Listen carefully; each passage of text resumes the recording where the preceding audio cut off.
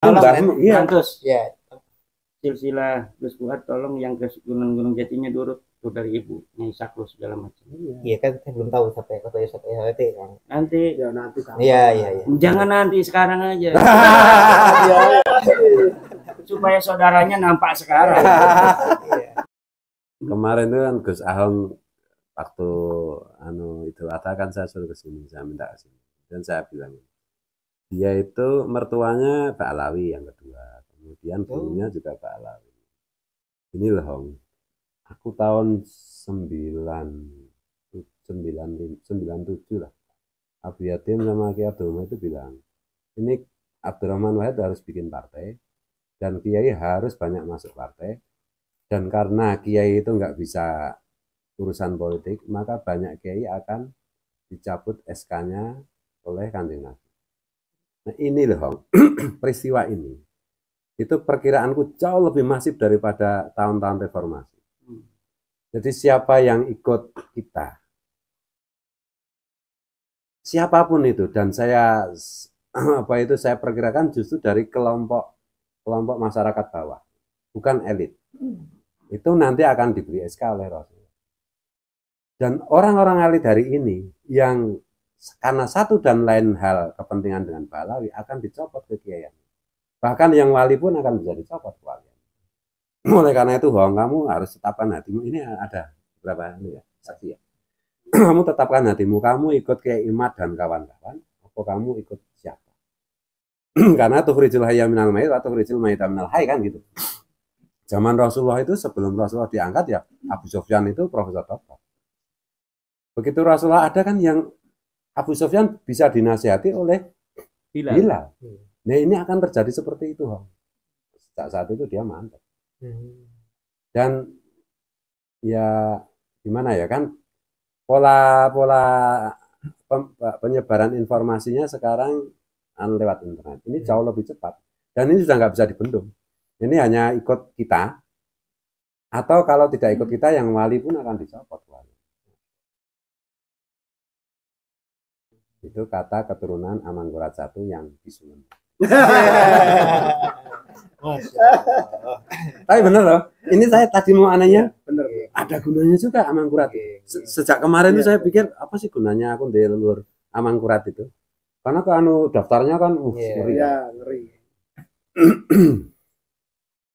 Jadi baru ketemu malam ini ya? Iya, ternyata ada gunanya juga. Saya itu lama tidak mau ziarah ke Sultan Agung.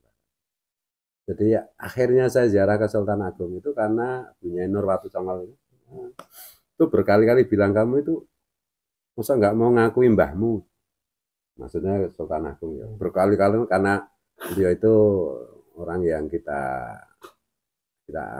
yakini sebagai seorang wali gitu. Ya akhirnya saya nurut.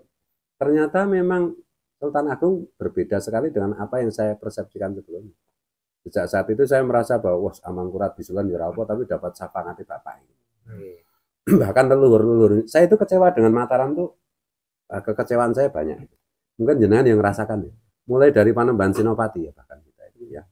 Kemudian puncak kekecewaan itu pada Amangkurat I. Ini curhat ya. Tapi malam ini saya baru tahu bahwa Amangkurat I itu berjasa banget bagi saya lah. Karena dengan adanya bisulan itu saya bisa ketemu Kiai Imad dan bagus.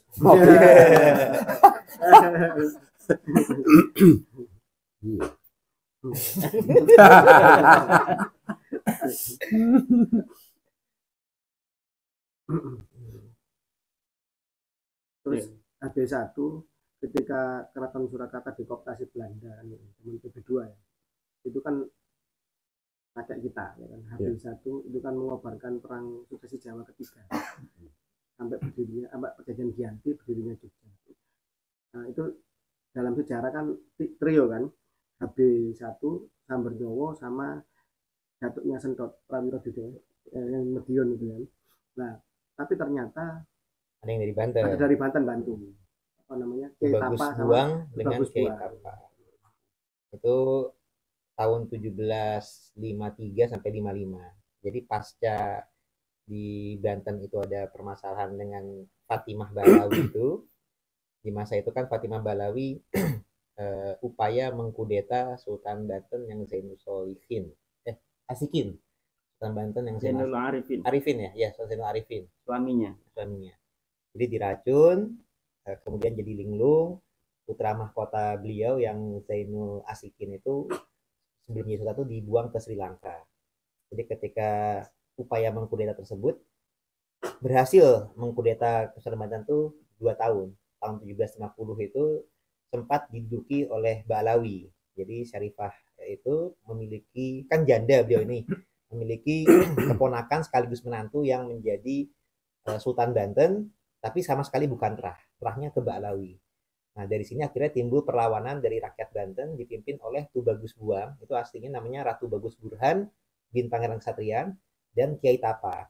Nah kalau yang namanya Kiai Tapa ini ternyata lebih dari 1 orang, karena tadinya tuh kita pikir 1 orang, kita dari keluarga Banten ini ternyata ada beberapa tokoh yang bergerak Kiai Tapa, tapi jalur nasabnya beda-beda. Jadi ada Kiai Tapa yang bin Sultan Abdul Masin Silabidin, ada Kiai Tapa yang alias Mustafa Abdul Hai bin Pangeran Sake bin Sadin Tayasa, ada lagi Kiai Tapa Tangerang yang cucunya Wangsakara. Nah ini artinya kita simpulkan ternyata ada nama-nama samaran, sehingga beliau-beliau ini berhasil nggak tertangkap itu karena ada beberapa tokoh yang menggunakan nama samaran yang gelar yang sama, Kiai Tapa. Nah, ini berjuang, setelah berhasil di Banten tuh akhirnya kan stabilitasnya kan nggak stabil tuh ya. Jadinya akhirnya Belanda ya mencopot Ratu Fatimah tadi, akhirnya diasingkan. Artinya perjuangan di Bantennya berhasil menggulingkan Ba'alawi ketika itu. Nah, setelah berhasil ini, Belanda mengembalikan putra mahkota yang di Sri Lanka tadi dikembalikan ke Banten. Nah, kan jadinya Tubagus Buang sama Kiai Tapa ingin terus menggerakkan perjuangan, akhirnya dari Banten pindah ke timur. Jadi artinya ke Bogor sampai ke Jawa Tengah, itu akhirnya sinergi dengan Sunan Kabanaran alias yang nantinya tahun 1755 jadi Hamengkubuwono I. Nah, ini ada di datanya Jawa sendiri babat Pemalon kalau nggak salah, nanti saya coba cek lagi ya, tercatat dalam data Jogja. Cuman dalam pensiarannya yang Bantennya jarang diungkap ke publik, tapi dalam data babat Kemalon kalau nggak salah itu tercatat datanya Jogja sendiri gitu.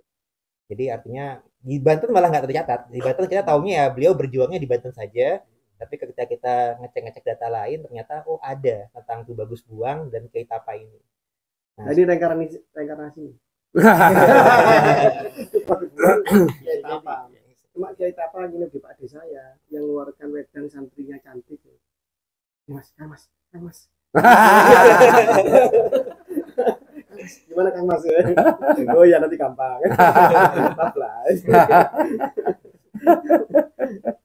Nah, 2 tokoh Banten itu tokoh yang dalam perjuangan ini berhasil tidak tertangkap. Kalau tokoh-tokoh lain kan kebanyakan Desa tertangkap atau kayak Pangeran Diponegoro tertangkap.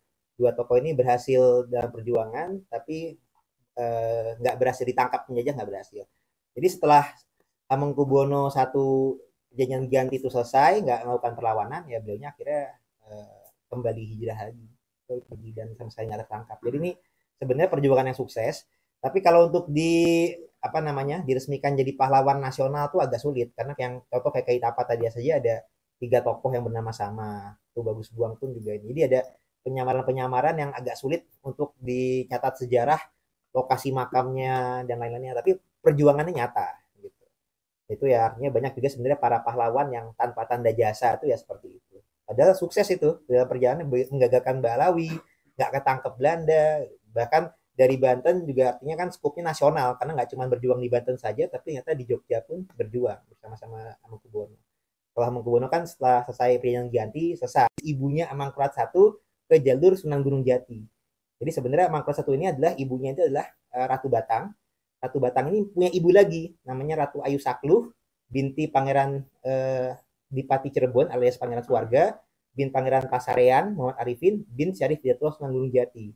Tapi itu pun dalam data Mataram nggak dicatat. Yang dicatat hanya garis batangnya bapaknya saja gitu. Jadi yang turunan Amangkurat I juga turunan Gunung Jati. Iya, jadi saudara sebenarnya. Jadi Amangkurat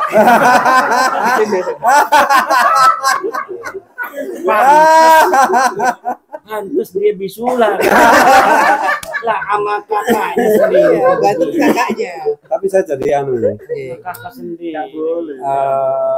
apa itu Mbah Tim itu kan dulu bilang ibumu itu bawa darahnya Sunan Gunung Jati, aku jadi paham sekarang. Nah, Aku oke. jadi paham. Dan Itu Pak mbahmu, iya. Lantus ya, silsilah Gus Fuad tolong yang ke Gunung Jatinya diurut tuh dari ibu Nyai Saklus segala macam. iya kan saya belum tahu sampai kota SHT Bang. Nanti Ya nanti kapan. Iya, iya, iya. jangan nanti sekarang aja Iya, supaya saudaranya nampak sekarang. Iya. Dan Pangeran Patsarian tadi adik daripada Hasanuddin Banten. Jadi yang tadi bilang karena emang kakaknya Banten ini. Jadi Banten sama Cirebon kalau lihat hubungan ayah sama anak lebih tua Cirebon, tapi kalau kakak sama adik lebih tua Banten. Nggih, nggih. Nggih. Ketemu bisulan gitu. Tapi jadi ketemu setelah ke Gunung Jati juga. Itu bukan masalah dia tidak patuh pada ayahnya bisulan. saudaranya. Karena Walaupun dia kakaknya. mau menyerang saudara sendiri. Saudara tua. Tidak boleh. Bilangin kayak Yusuf itu.